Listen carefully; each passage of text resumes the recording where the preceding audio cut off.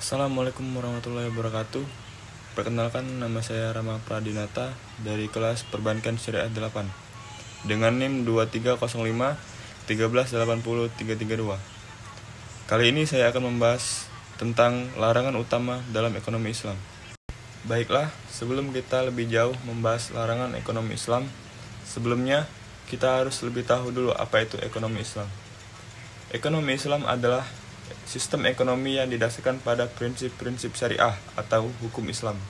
Dalam ekonomi Islam, riba atau bunga dilarang, serta ditekankan pada keseimbangan antara keuntungan dan tanggung jawab sosial. Selanjutnya, larangan utama dalam ekonomi Islam. Secara teknis, para sarjana ekonomi Islam sepakat dalam hal norma dan etika mendasar dari sistem ekonomi dan keuangan Islam, yaitu yang pertama, tidak mengandung perbuatan maisir atau gambling, kedua, tidak mengandung gharar, ketiga, tidak mengandung 3 unsur riba.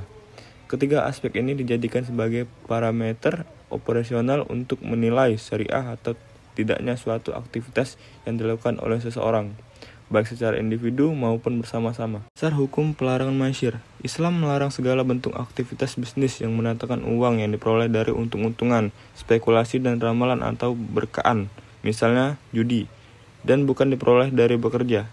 Terdapat pada firman Allah Subhanahu wa taala surat Al-Baqarah ayat 219, mereka bertanya kepadamu Muhammad tentang homer dan judi. Katakanlah, pada keduanya terdapat dosa yang besar dan beberapa manfaat bagi manusia.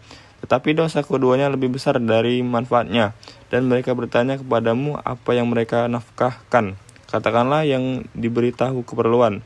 Demikianlah Allah Subhanahu wa taala menerangkan ayat-ayatnya kepadamu supaya kamu berfikir pada transaksi keuangan konvensional. Yang pertama, maisir pada asuransi konvensional. Mustahafah Ahmad Zarqa menegaskan bahwa dalam asuransi konvensional terdapat unsur gharar yang pada gilirannya menimbulkan qimar. Sementara itu al-qimar sama dengan al-maisir. Yang kedua, maisir atau spekulasi di pasar modal konvensional. Sering terjadi dalam transaksi di pasar sekunder. Pada pasar sekunder, transaksi terjadi setiap saat pada hari perdagangan dan harga tidak lagi ditentukan oleh emiten dan penjamin emisi, tetapi ditentukan oleh mekanisme pasar. Yang ketiga, maisir pada transaksi atau jual beli falas. Ini dikategorikan perjudian karena pemilik dana menyerahkan sejumlah uang tertentu pada agen untuk mendapatkan keuntungan tanpa adanya proses jual beli falas yang sesungguhnya. Dan terakhir, maisir pada transaksi bursa emas. Dalam kegiatan ini, emas yang transaksikan bersifat semu. Pemilik dana menyerahkan sejumlah uang kepada agen untuk dimainkan dalam bursa emas, karena bersifat permainan untuk mengambil keuntungan tanpa adanya transaksi real. Maka hukumannya haram, karena masuk dalam kategori jual beli inah atau jual beli yang tidak terpenuhi syarat rukunnya. Berikutnya, pengertian gharar menurut para ahli fikih dan definisi gharar dalam terminologi para ulama fikih. Yang pertama, Imam Al-Qarafi mengemukakan gharar adalah suatu akad yang tidak diketahui dengan tegas apakah efek akad terlaksanakan atau tidak. Yang kedua, Ibnu Qayyim Al-Jauziyah mengatakan bahwa gharar adalah suatu objek akad yang tidak mampu diserahkan, baik objek itu ada maupun tidak ada. Gharar dikategorikan dan dibatasi terhadap suatu yang tidak dapat diketahui antara tercapai dan tidaknya suatu tujuan, dan tidak termasuk di dalamnya hal yang majhul atau tidak diketahui. Yang kedua, gharar dibatasi dengan suatu yang majhul dan tidak termasuk di dalamnya unsur keraguan dalam pencapaian.